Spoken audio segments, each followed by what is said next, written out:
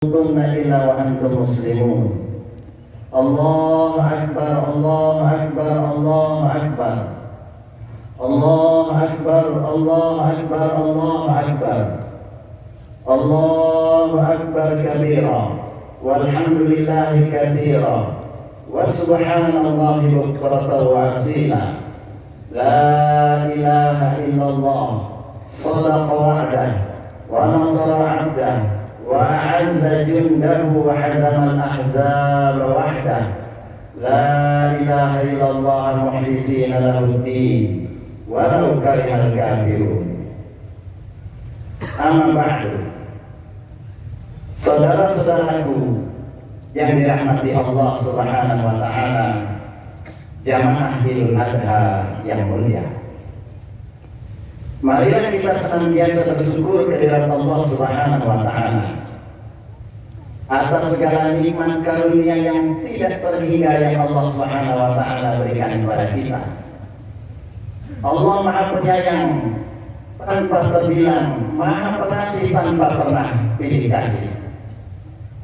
Dijanjikannya kepada surga bagi siapa yang taat, dan bagi orang-orang yang tidak taat akan diberikan sanksi olehnya, sebagaimana sabda Nabi-Nya, kullu ummati yadkhuluna al-jannah, semua umatku itu sesungguhnya akan masuk surga. Illa man aba, kecuali orang-orang yang enggan. Qalu wa man ya'ba ya Rasulullah, siapakah orang yang enggan itu? Qala man ata'ani dakhala al-jannah wa man asani faqad aba. Yang taat padaku pasti akan masuk surga, dan yang membangkang itulah orang-orang yang tidak mau. Salawat dan salam marilah kita hantarkan kehadiran Rasul sallallahu alaihi wasallam, uswatun hasanah, suri teladan bagi kita semuanya dalam seluruh aspek kehidupannya. Karena itulah Allah Subhanahu wa taala menyatakan ini semuanya, laqad kana lakum fi Rasulillahi uswatun hasanah, sungguh terdapat pada diri Rasul kita suri teladan yang mulia. Allahu Akbar Allahu Akbar walillahil hamd.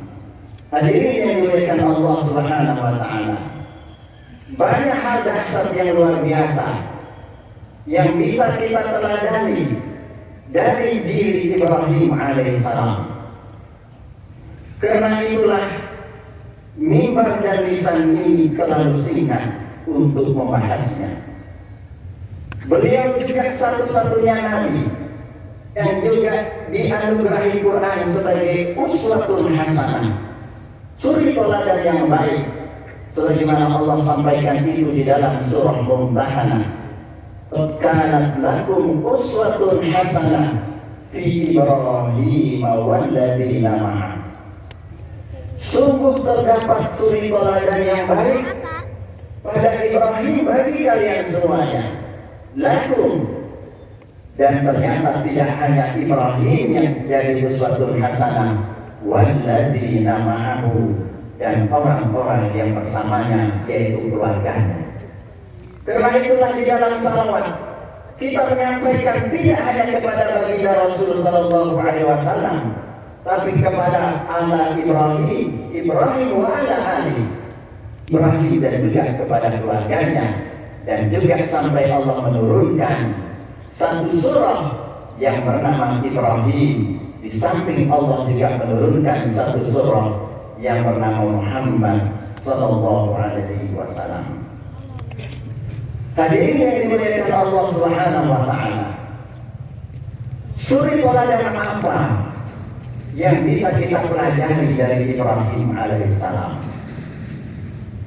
Di antara contoh yang barangkali perlu kita teladani dalam kehidupan Ibrahim adalah, jadilah manusia yang rajin berdoa kepada Allah Subhanahu wa taala.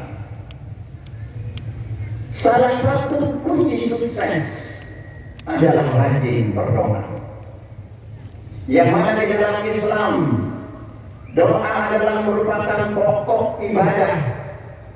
Sebagaimana sabda Rasul sallallahu alaihi wasallam, "Inna du'a huwa ibadah." Sesungguhnya doa itu adalah ibadah. Hadis riwayat Ahmad dan Bukhari. Karena jangan pernah kita ini meremehkan doa, menyepelekan doa. Adanya turunan Ibrahim alaihissalam, keturunan yang baik yang ada pada Ibrahim beserta keluarganya, beserta Ishak, dan juga nanti lahirnya dari kita Muhammad sallallahu alaihi wasallam adalah berkat seorang nabi yang berdoa bernama Ibrahim itu. Adanya Ka'bah, ibadah haji, beserta kesejahteraan yang secara alami dirasakan oleh kota Mekah, Saudi Arabia dan sekitarnya juga karena doa Ibrahim alaihissalam. Seperti saat dia menginginkan agar dikaruniai anak, seorang anak yang dibanggakan kelak adalah seorang anak yang saleh di umurnya sedemikian rentang. Karena Nabi Ibrahim punya anak Ismail, lalu kemudian punya anak Ishak, disebutkan usia yang sudah sangat tua. Beberapa sejarah menyebutkan usia Ibrahim tatkala memiliki anak berusia 80 tahun. Di umurnya yang semakin menua, Nabi Ibrahim terus menerus dan berdoa, memanjatkan doa kepada Allah Subhanahu wa taala yang tertulis di dalam Al-Qur'an surah As-Saffat ayat 100. Rabbi habli minas shalihin. Ya Tuhanku, anugerahkanlah kepadaku seorang anak yang termasuk orang-orang yang soleh. Berkat ketundukan total yang dilakukan oleh Ibrahim, ikhtiar dan tawakal yang gigih, akhirnya Allah Subhanahu wa taala mengabulkan harapan Nabi Ibrahim dengan menganugerahkannya seorang anak yang soleh bernama Ismail, lalu kemudian disusul dengan Ishak. Hal itu disebutkan oleh Allah Subhanahu wa taala di dalam surah Ibrahim ayat 39. Alhamdulillahilladzi wahabani 'alal kibar Ismail wa Ishaq. Inna rabbi lasami'ud du'a. Segala puji bagi Allah yang telah menganugerahkan kepadaku di hari tuaku Ismail dan Ishak. Tuhanku benar-benar mengabulkan doaku. Oleh karena itu belajarlah kita Nabi Ibrahim. Di dalam surah Ibrahim ayat 35 sampai 41 dijelaskan kepada kita secara detail poin-poin doa apa saja yang dipanjatkan oleh Nabi Ibrahim alaihissalam, sehingga ini menjadi bahan renungan bagi kita semuanya. Banyak hal yang sesungguhnya kita perlukan di dalam kehidupan ini. Di antaranya adalah doa-doa tulus yang kita panjatkan. Wa qala Ibrahim rabbi ij'al hadzal balada amina waj'alni wa baniya an na'budal asnam. Dan ingatlah tatkala Ibrahim berdoa, ya Allah jadikanlah negeri ini aman, tentram, sentosa. Dan tidak ada salahnya kita juga berdoa seperti ini untuk negeri kita. Dan apa yang dilakukan oleh Ibrahim selanjutnya, ya Allah jauhkanlah aku dan turunanku dari menyembah kepada berhala-berhala. Karena itulah doa yang paling utama adalah menjauhkan diri kita sendiri dan anak turunan kita dari kesyirikan dan penyembahan terhadap berhala-berhala. Kenapa demikian dijelaskan oleh Ibrahim? Rabbi innahunna adlalla katsiran minan nas faman tabi'ani fa innahu minni wa man asani fa innaka ghafurur rahim. Ya Tuhan, berhala-berhala itu telah menyesatkan banyak orang dan manusia. Barang siapa yang mengikutiku, maka orang itu termasuk golonganku. Dan barang siapa yang durhaka, maka Engkau Maha Pengampun lagi Maha Penyayang.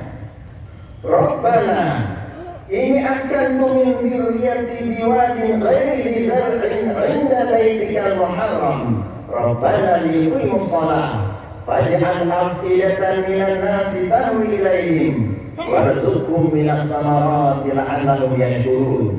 Kembali Nabi Ibrahim berdoa di dalam surah Ibrahim, ya Tuhanku, sesungguhnya aku telah menempatkan sebagian anak turunanku di lembah yang tidak punya tanaman-tanaman, di sebuah tempat yang amat sangat gersang. Disitulah Siti Hajar dan Ismail yang masih balita ditempatkan pada saat itu. Akan tetapi, kenapa Nabi Ibrahim telah menempatkan anaknya beserta istrinya Siti Hajar pada saat itu di dekat rumah Allah? Karena dekat rumah Allah. Lalu jadikanlah mereka orang yang telah melaksanakan sholat. Maka jadikanlah hati sebagian manusia cenderung dan rindu kita kepada Ka'bah. Kenapa hal itu terjadi? Kerinduan kita begitu besar untuk bisa melihat, menatap, ingin melihat Ka'bah, melaksanakan umrah dan haji. Karena doa Nabi Ibrahim, jadikanlah hati setiap umat manusia itu cenderung kepadanya, dan tidak cukup itu, berikanlah segala macam buah-buahan agar mereka menjadi orang-orang yang bersyukur. Rabbana innaka ta'lam ma nukhfi wa ma nu'lin wa ma yakhfa 'ala Allah min syai'in fil ardi wa la fis sama'. Ini doa terkait Allah mengawasi kita. Tidak ada yang tersembunyi bagi Allah Subhanahu wa taala, dan kita merasa segala apapun yang kita lakukan pasti akan diawasi oleh Allah Subhanahu wa taala. Walhamdulillahilladzi wahaba li 'ala al-kibari Ismail wa Ishaq. Inna rabbi lasami'ud du'a. Berdoa, memohon turunan tanpa pernah putus, itu juga menjadi solusi bagi sebagian kita yang barangkali sampai sekarang belum diberikan anak turunan. Lalu kemudian Nabi Ibrahim berdoa, Rabbi ja'alni muqimas shalah wa min dzurriyyati Rabbana wa taqabbal du'a. Ya Tuhanku, jadikanlah aku dan anak cucuku orang yang tepat melaksanakan sholat. Ya Tuhanku, kabulkanlah doaku. Doa ini adalah bermohon agar kita melaksanakan sholat, dan sholat itu dilakukan oleh ayahnya duluan. Doa Nabi Ibrahim adalah aku melaksanakan sholat, baru anak-anakku. Karena itulah, mari kita jadi orang tua yang teladan, di antaranya dengan teladan melaksanakan sholat, baru kemudian kita menyuruh anak-anak kita. Rabbana fili wa liwalidayya wa lil mu'minina yauma yaqumul hisab. Ya Allah, ya Tuhan kami, ampunilah aku, ampunilah kedua ibu bapakku, dan semua orang-orang yang beriman pada hari kiamat nanti, pada hari perhitungan. Akhirnya keseluruhan surah Ibrahim yang tadi kita sebutkan di dalam ayat-ayat itu mengajarkan kepada kita betapa pentingnya sebuah doa ini dalam kehidupan kita. Bahkan sesungguhnya tidak ada hari-hari kita tanpa doa. Bahkan doa itu disematkan di dalam surah Al-Fatihah. Iyyaka na'budu wa iyyaka nasta'in. Kepada Engkau saja ya Allah kami beribadah, dan kepada Engkau saja ya Allah kami minta tolong. Ihdinas siratal mustaqim. Bimbinglah kami, itu doa kita, agar tetap berada di jalan yang lurus. Allahu Akbar, Allahu Akbar, Allahu Akbar, walillahil hamd. Pelajaran selanjutnya yang perlu kita pelajari dari Ibrahim adalah pelajaran dalam berkurban. Sampai kemudian hari raya ini kita juga menyebutnya hari raya korban. Karena inilah di antara poin penting tatkala kita melaksanakan ibadah seperti pada pagi hari ini. Kita mengenang pengorbanan Ibrahim dan keluarganya. Saudara-saudaraku yang diberkahi oleh Allah Subhanahu wa taala, ketundukan Ibrahim kepada Allah Subhanahu wa taala terus diuji. Anak semata wayang yang sudah dinanti-nantikan. Nabi Ibrahim berdoa agar memiliki anak dan tatkala memiliki anak usianya sudah tua renta, anak ini baru bertemu dengannya setelah berpisah sedemikian lama. Namun pengorbanan harus dilakukan. Tatkala turun perintah Allah Subhanahu wa taala lewat mimpinya agar anak yang baru bertemu, baru bersenda gurau, kerinduan belum hilang pada saat itu. Namun ternyata ada perintah agar Ibrahim menyembelih anak tersayangnya itu. Apa kata Ibrahim pada saat itu? Dia berdiskusi dengan anaknya. Ya bunai, ini arafil manami ani asbahu. Ambil mazhar anakku tersayang. Berat sesungguhnya.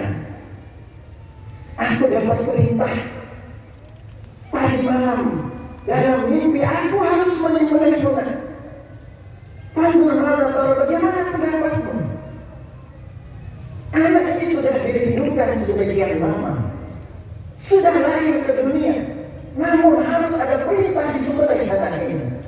Namun pengorbanan anak juga sungguh amat luar biasa kepada kami. Apa kata anak ini? Ya ada firman, begitu saya kerjakan. If'alna kalau ini perintah dari Allah. Satajiduni insyaallah minal sabirin. Apa? Niscaya engkau akan dapati aku insyaallah termasuk orang-orang yang sabar. Nabi Ismail tidak juga ingin mengatakan saya orang hebat, saya masih sabar, enggak. Dia khawatir kalau ternyata dia akan disembelih, pisau itu menempel di dadanya, nempel di dadanya, kemudian dia lari, dia menangis dan dia berteriak. Karena itu dengan penuh sopan santun dia mengatakan, apa? Insyaallah saya termasuk orang-orang yang sabar. Ketundukan yang luar biasa bagi seorang anak yang masih kecil, yang belum beranjak dewasa, patut diteladani oleh kita semuanya.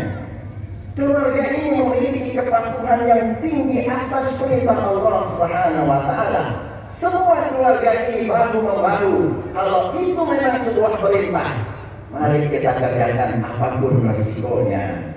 Pasrahan keluarga Ibrahim pada Allah patut kita jadikan contoh dan teladan di dalam keluarga kita.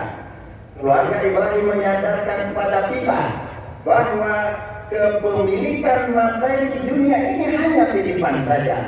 Harta, tanah, harta anak, pangkat, jabatan, semuanya adalah titipan. Dunia ini sesungguhnya adalah menjadi ladang bagi kita untuk menanam. Itu akan kita panen kelak di akhirat.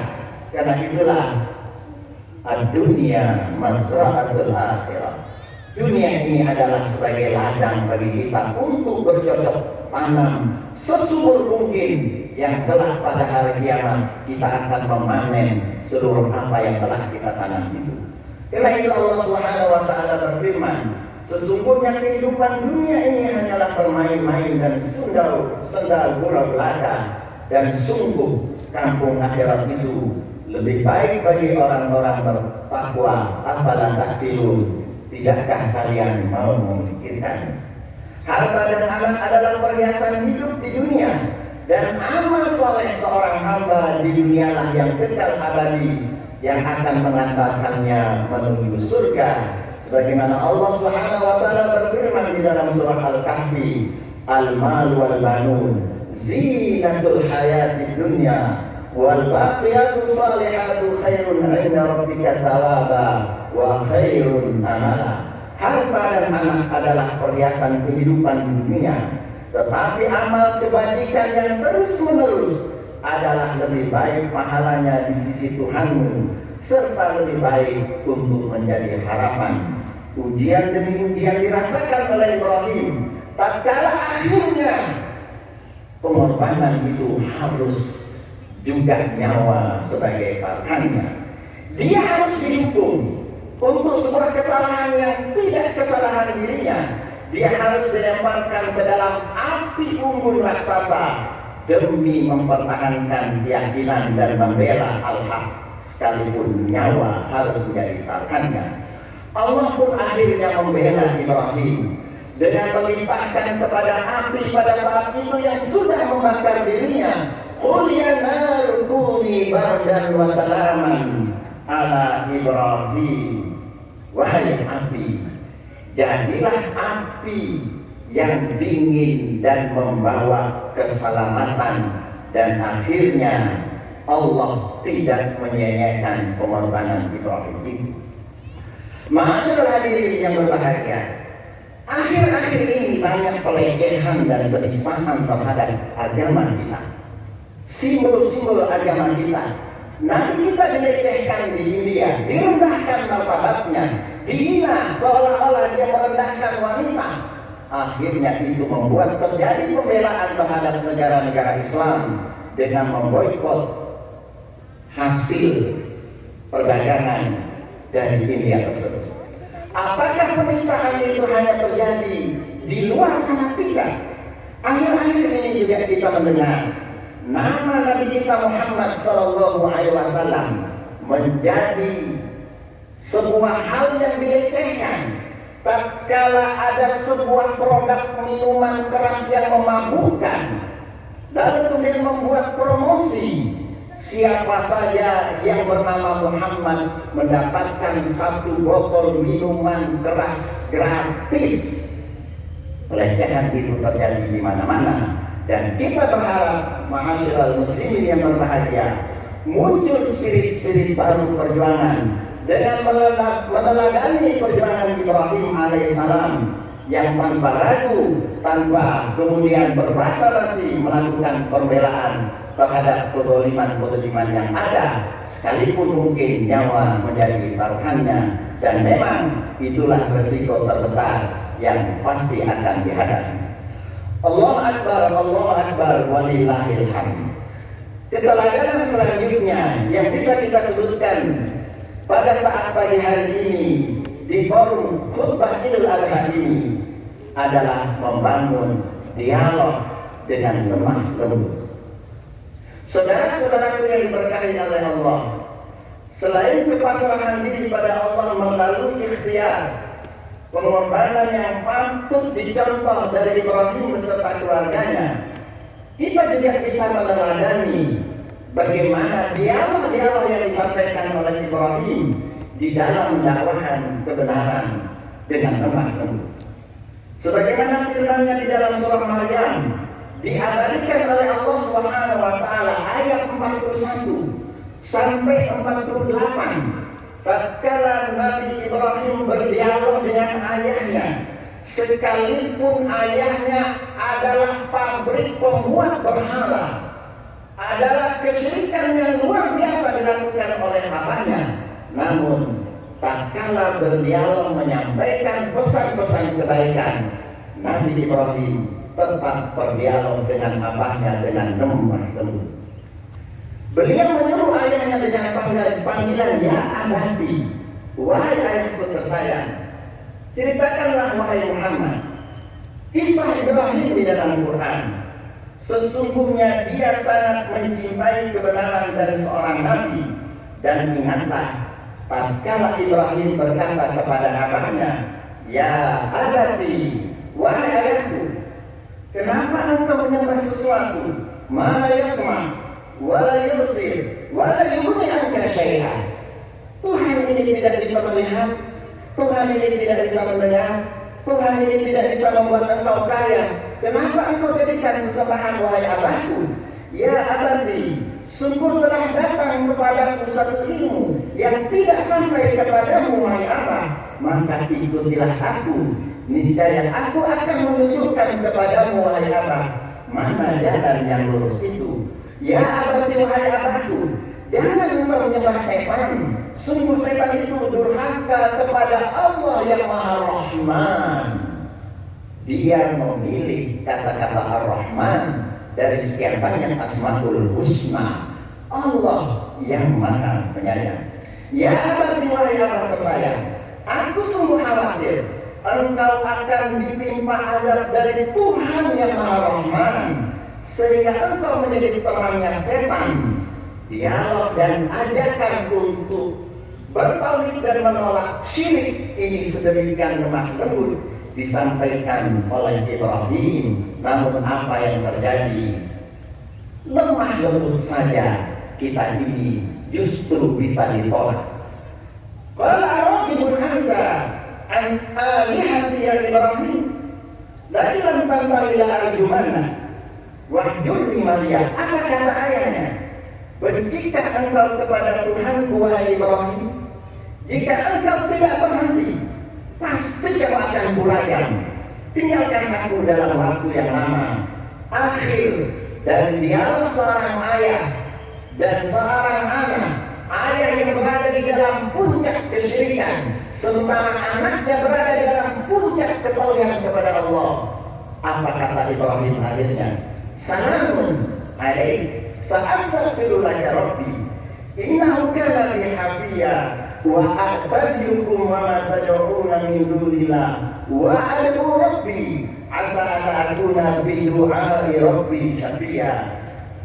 Semoga keselamatan dilimpahkan kepadamu wahai Abah. Aku akan memohonkan ampunan kepada Tuhanku. Sesungguhnya Dia sangat baik kepadaku, dan aku akan menjauhkan diriku darimu dan apa yang kamu sembah selain daripada Allah, dan aku akan terus berdoa. Semoga aku tidak kecewa dengan terus berdoa kepada Tuhanku. Ibrahim memenuhi janjinya untuk memohonkan ampun kepada ayahnya, sekalipun akhirnya dalam masalah tersebut Allah Subhanahu wa taala menurunkan firman-Nya di dalam surah At-Taubah ayat 114, dan tidaklah istighfar Ibrahim kepada ayahnya melainkan sekedar janji yang diikrarkan kepada bapaknya. Tapi tatkala jelas bagi Ibrahim bahwa bapaknya itu adalah musuh Allah, maka Ibrahim pun akhirnya berlepas diri daripadanya. Sesungguhnya Ibrahim adalah seorang yang sangat lembut hatinya dan amat sangat penyantun. Ma'asyiral hadirin yang dimuliakan Allah Subhanahu wa taala, akhirnya kita berharap untuk dapat meneladani Ibrahim dalam menyampaikan masalah kebenaran dengan lemah lembut dan dialog. Sebagaimana dialog ini juga yang disampaikan kepada anaknya. Tatkala ingin menyembelih anaknya pun Nabi Ibrahim mendialogkan ini kepada anaknya. Qala ya bunayya inni ara bil manami anni azbahu fanzur madza tara. Betapa banyak persoalan yang dapat dijadikan solusi dengan dialog dan dakwah yang penuh dengan kelembutan.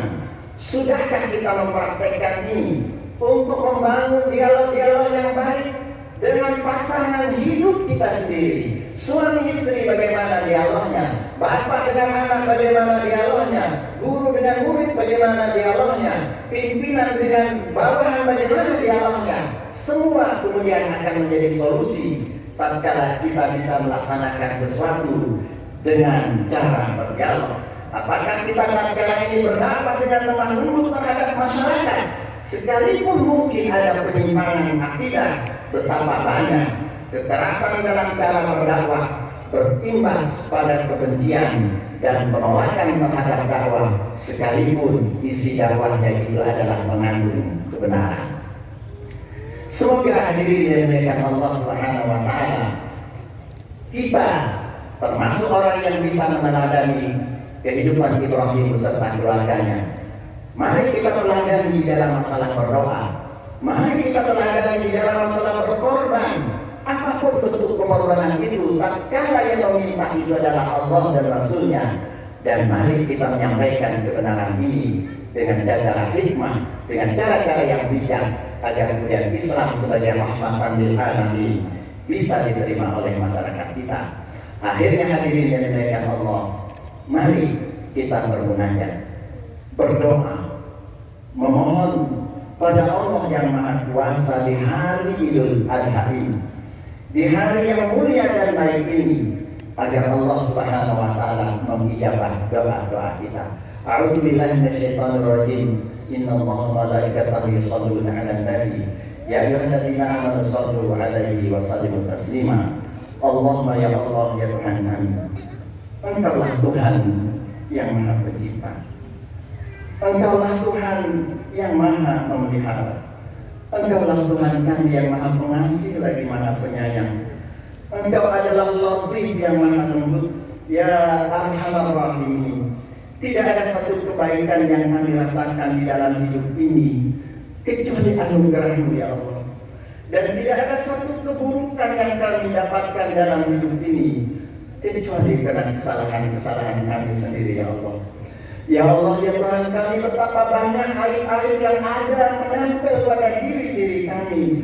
Engkau maha tahu rahasia-rahasia kami. Engkau tahu akan apa yang ada di dalam lubuk hati kami.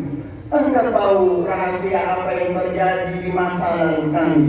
Engkau maha tahu itu ya Allah. Tidak ada satupun yang luput dari ilmu dan penglihatan-Mu ya Allah. Tapi Engkau menutup aib kami ya Allah. Engkau menjaga celah-celah kami ya Allah. Seandainya Engkau membuka satu saja dari aib kami ini, maka barangkali tidak ada satupun orang yang akan berteman dengan kami. Pasti akan ada yang menghina dan mencela kami ini ya Allah. Ya Allah ya Tuhan kami sering dianggap mulia karena sesungguhnya Engkau maha sattar, maha menutup aib-aib kami. Betapa baiknya Engkau ya Allah. Engkau tidak membuka aib dan memaksa kami untuk bertobat, tapi Engkau menunggu kapan kami datang kepadamu untuk bertobat. Engkau sabar melihat kami berbuat maksiat. Engkau sabar melihat kami berbuat dosa. Engkau sabar melihat kami ingkar. Engkau tidak murka kepada kami. Engkau tidak timpakan azab kepada kami sekaligus sekalipun kami berbuat salah. Betapa Engkau maha rahim ya Rahman ya Allah. Kami berjanji tapi kami mengingkari. Kami sering meminta maaf lalu kemudian mengulangi kesalahan itu. Kami minta ampun tapi kami kemudian sengaja melakukan kesalahan yang sama. Tapi Engkau tidak marah. Walaupun kami mengulangi kesalahan-kesalahan yang berulang kami tidak salat, berulang kami berbuat maksiat, tapi Engkau sabar menunggu kapan kami datang. Di setiap hari menunggu kapan hamba-hamba-Nya ini datang menghadap-Mu. Seandainya Engkau membinasakan kami karena dosa-dosa yang kami lakukan, niscaya kami tidak akan selamat di akhirat kelak ya Allah. Ya Allah ya Tuhan kami, di hari Idul Adha ini, di hari yang amat mulia ini, di pagi hari ini kami bermunajat, bermohon agar Engkau mengampuni dosa-dosa dan kesalahan kami.